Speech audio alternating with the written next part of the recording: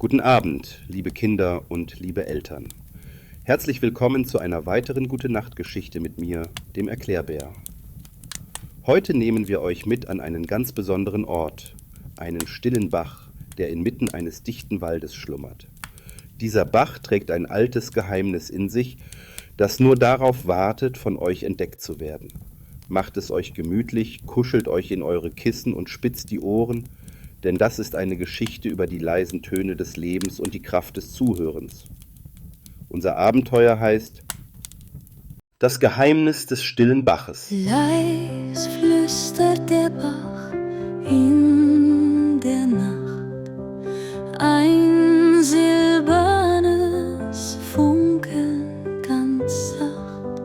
Leo und Jonas lauschen gespannt, folgen den Spuren im weichen Sand. Stellt euch einen warmen Sommerabend vor. Die Sonne ist gerade untergegangen und im Wald beginnt die Nacht zu erwachen. Ein leises Zirpen der Grillen liegt in der Luft. Hier und da huscht ein Käuzchen durch die Dunkelheit. Und mitten im Wald, so still, dass man meinen könnte, er sei eingeschlafen, plätschert ein kleiner Bach. Seine Wellen kräuseln sich sanft, wenn ein leichter Windhauch darüber streicht. Es ist ein friedlicher Ort, an dem man sich sofort wohl und geborgen fühlt. Doch nicht alles ist so still, wie es scheint.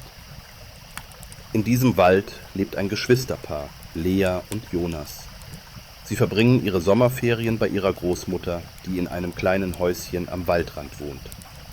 Jeden Abend, bevor die Geschwister schlafen gehen, schleichen sie hinaus zu dem Bach und beobachten die tanzenden Lichter der Glühwürmchen. Jonas, hörst du das? Der Bach klingt heute viel ruhiger als sonst, fast so, als ob er uns etwas sagen will. Ja, es ist, als ob er flüstert, aber ich kann die Worte nicht verstehen. Lea und Jonas sind sehr aufmerksam. Die meisten Menschen bemerken kaum noch, wie das Wasser fließt und wie geheimnisvoll es manchmal klingen kann. Doch wer genau zuhört, kann Erstaunliches entdecken, oft versteckt in den leisesten Tönen. Vielleicht kennt ihr das auch. Wenn wir still sind und lauschen, eröffnet sich manchmal eine ganz neue Welt. Lea und Jonas wollen diesen Flüstern auf den Grund gehen. Und dabei soll ihnen schon bald ein ganz besonderes Wesen begegnen. Eines Abends, als der Mond bereits hoch über den Wipfeln stand, beschlossen Lea und Jonas, noch näher an den Bach heranzutreten. Sie setzten sich ans Ufer, zogen die Schuhe aus und ließen ihre Zehen ins kühle Wasser baumeln. Jetzt, wo ich hier so still sitze, habe ich das Gefühl, das Wasser singt eine kleine Melodie. Hörst du das, Lea? Ja, und sie klingt fast ein bisschen melancholisch, aber auch tröstend. Komisch, nicht wahr? Plötzlich bewegte sich etwas im Schilf. Erst war es nur ein leises Rascheln, dann tauchte ein kleiner Frosch aus dem Dunkel auf, der die Geschwister mit großen, glitzernden Augen anschaute. Guten Abend. Habt ihr etwas verloren?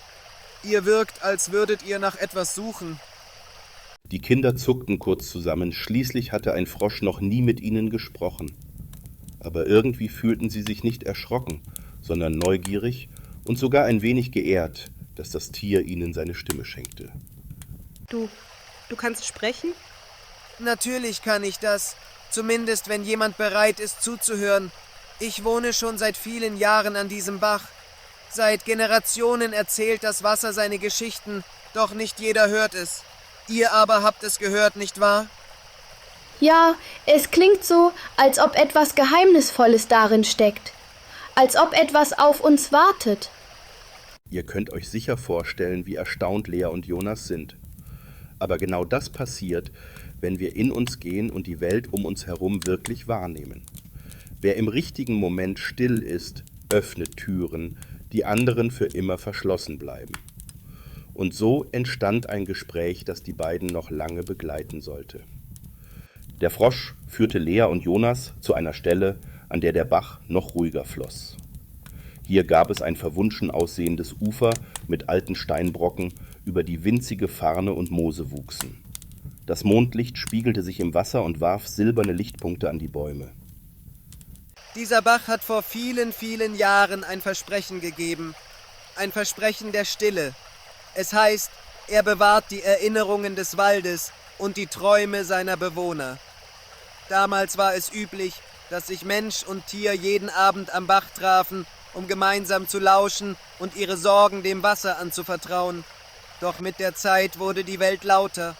Die Menschen vergaßen den Brauch und nur wenige Wesen blieben, um das alte Versprechen aufrechtzuerhalten. Was passiert denn, wenn niemand mehr zuhört? Der Frosch richtete seine glänzenden Augen auf Lea und Jonas. Dann bleibt das Geheimnis verborgen. Viele glauben, es sei bloß eine Geschichte. Aber wenn ihr bereit seid, tief in euch hineinzuhorchen, dann wird der Bach euch den Weg zeigen. Der Weg zu einem Ort, an dem die Töne des Lebens zu Hause sind. Zeig uns, wo wir langgehen müssen. Wir wollen das alte Versprechen wieder aufleben lassen und das Geheimnis lüften. Alles zu seiner Zeit. Geht erst nach Hause, ruht euch aus und kommt morgen früh wieder hierher. Dann werdet ihr wissen, was zu tun ist. Die Kinder spürten, dass es tatsächlich sehr spät geworden war. Sie verabschiedeten sich vom Frosch, zogen ihre Schuhe wieder an und eilten zurück zum Haus ihrer Großmutter. Dort fielen sie müde, aber voller Vorfreude in ihre Betten. So begab es sich, dass Lea und Jonas ein Geheimnis fanden, von dem fast niemand etwas wusste. Doch anstatt es laut herauszurufen, trugen sie die Stille in ihren Herzen und verspürten ein seltsames, feines Kribbeln, als ob etwas Wundervolles nur einen Schlaf entfernt auf sie wartete. Am nächsten Morgen erwachten die Geschwister früh. Sie schlichen aus dem Haus und liefen leise zum Bach zurück. Die Welt lag im sanften Schein der Morgendämmerung. Nebelstreifen hingen zwischen den Bäumen. Der Frosch wartete bereits auf einem breiten Seerosenblatt. Guten Morgen, ihr zwei. Seid ihr bereit? Bereit. Langsam folgten sie dem Frosch bachaufwärts. Das Wasser floss hier etwas schneller. Sie überquerten Steine, balancierten über umgestürzte Baumstämme und hielten immer wieder inne, um zu lauschen. Das Rauschen wurde lauter, und doch blieb eine seltsame Stille in der Luft. Irgendwann erreichten sie eine moosüberwucherte Lichtung, auf der sich der Bach zu einem kleinen Teich sammelte. Dies ist der Ort. Setzt euch ans Ufer, schließt die Augen und hört einfach nur zu. Lea und Jonas folgten seiner Anweisung. Minutenlang saßen sie schweigend da und lauschten. Zunächst hörten sie nur das übliche Plätschern, doch dann tauchte ein leises Summen auf, wie ein fernes Lied, das im Rhythmus des Herzens schlug. Ich spüre etwas. So, als ob das Wasser spricht. Es erzählt von einer Zeit, in der sich Menschen und Tiere verständigt haben, wo alle einander geholfen haben und es keinen Streit gab. Und ich sehe Bilder, Jonas. Ein kleiner Holzsteg, an dem Kinder spielten, während die Eltern den Tieren Aufmerksamkeit schenkten. Alle lauschten dem Bach und der Bach spendete Ruhe und Trost. Plötzlich begann ein seltsames Leuchten unter der Wasseroberfläche zu tanzen. Vorsichtig traten sie näher und sahen einen alten, mit Runen verzierten Stein, der in einem ganz klaren Bereich des Bachs lag. Das ist der Herzstein des Bachs. Er speichert all die Erinnerungen und Wünsche der Waldbewohner. Nur diejenigen, die mit reinem Herzen und offenen Ohren kommen, können sein Licht sehen. Berührt ihn vorsichtig. Lea und Jonas beugten sich hinab und berührten den leuchtenden Stein.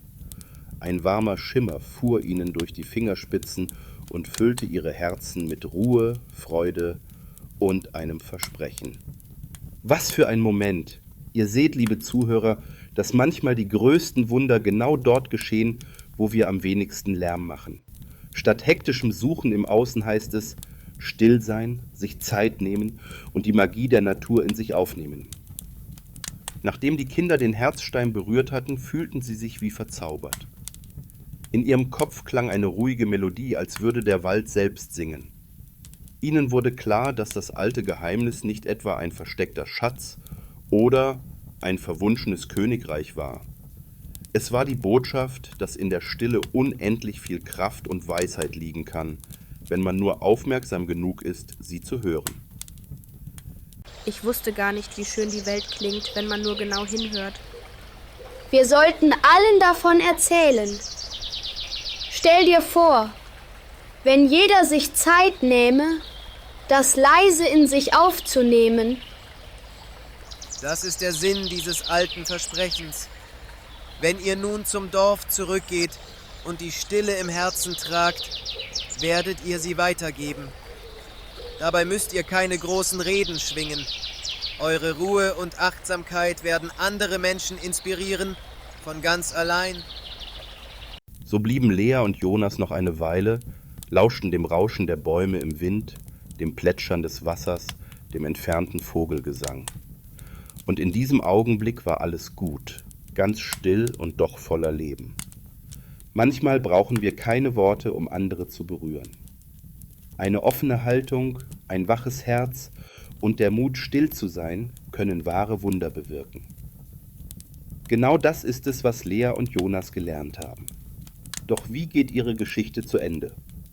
Nun, lasst uns hören. Als Lea und Jonas schließlich zum Haus ihrer Großmutter zurückkamen, empfing sie ein köstlicher Duft von frisch gebackenem Brot. Die Großmutter hatte sich bereits Sorgen gemacht, da sie so früh aufgebrochen waren. Kinder, wo habt ihr euch denn so früh herumgetrieben? Habt ihr wieder am Bach gespielt? Die Geschwister sahen einander an und lächelten. Sie spürten beide, dass nicht viele Worte nötig waren, um auszudrücken, was sie erlebt hatten. Wir haben etwas Wunderbares entdeckt.